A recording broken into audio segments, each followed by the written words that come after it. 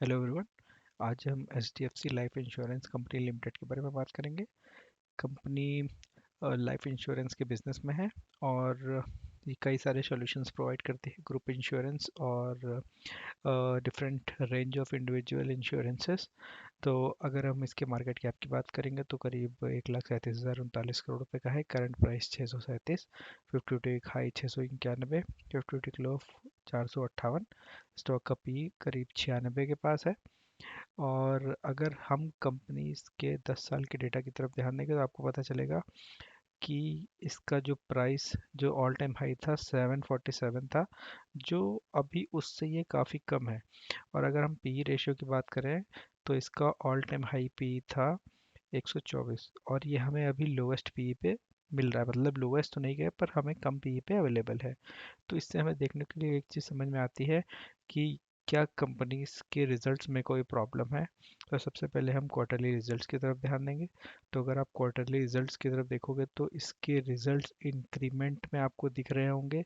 सितंबर 2022 में देखिए काफ़ी हाई था, उसके बाद दिसंबर में कम हुआ, उसके बाद से ही इसका क्वार्टरली रिजल्ट्स बहुत अच्छे हैं, जो कि आपको ऑल टाइम हाई दिख रहे होंगे पिछले क्वार्टर से। और ईयरली अगर हम बात करें तो अब तक की सेल इसमें 46,888 करोड़ रुपए की सेल हो चुकी है। और प्रॉफिट की बात करते हैं तो 1503 करोड़ का प्रॉफिट ये दिखा चुका है। और ये बढ़ेगा क्योंकि जैसे जैसे देखिए इंडिया इंडिया में अगर आप देखोगे तो सबसे ज़्यादा इंश्योरेंस जो है अभी तक का वो एलआईसी के पास था।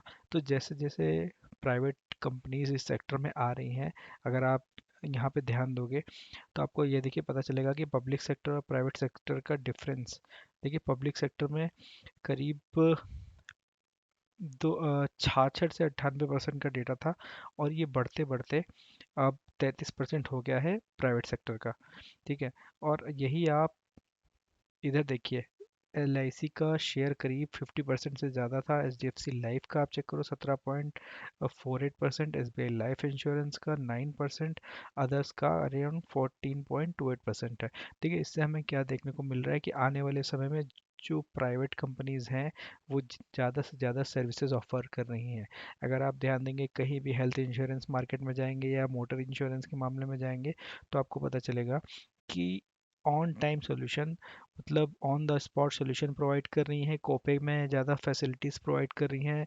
और इनका जो रेशियो है, क्लेम सेटलमेंट रेशियो, ये सब प्राइवेट सेक्टर में बहुत अच्छा है। अगर आप कहीं भी कंपैरिजन करेंगे तो आप गूगल करके भी देख सकते हैं, तो इन सब का क्लेम सेटलमेंट रेशियो हो गया या दूसरी फैसिलिटीज़ हैं या टाई अप्स जो होता है हॉस्पिटल से, वो प्राइवेट सेक्टर का पब्लिक के मुकाबले बहुत अच्छा है। इसलिए आने वाले समय हम देखेंगे कि जैसे जैसे इंडिया का इंश्योरेंस मार्केट ग्रो करेगा, जो करीब अभी 37% लोगों के पास इंश्योरेंस होगा, उनमें से करीब टॉप के करीब 5 से 10% के पास ही हेल्थ इंश्योरेंस का फैसिलिटी होगी। तो जैसे जैसे ये हेल्थ इंश्योरेंस मार्केट इंडिया का ग्रो करेगा, वैसे वैसे आने वाले समय में हम ये देखेंगे कि जो एच डी एफ सी वगैरह या प्राइवेट सेक्टर की कंपनी है जैसे टाटा ए आई ए, वो सब ग्रो करेंगी।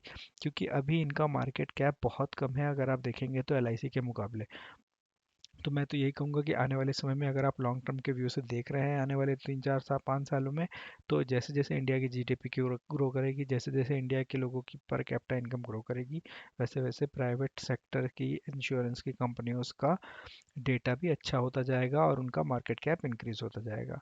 तो अगर आप इसके शेयर होल्डिंग पैटर्न की तरफ एक बार ध्यान देंगे तो आपको पता चलेगा कि एफ आई आईज में इसमें इंटरेस्ट है। एफ आई आईज ने अपना इंटरेस्ट ज़्यादा दिखाया है।